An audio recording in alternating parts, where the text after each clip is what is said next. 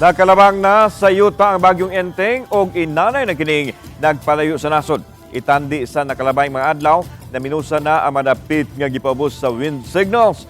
Sa latest bulletin sa PAGASA, ganihang udto, giisa ang signal number 2 sa western portion sa Ilocos Norte o northern portion sa Ilocos Sur. Signal number usab sa nabiling bahin sa Ilocos Norte o Ilocos Sur.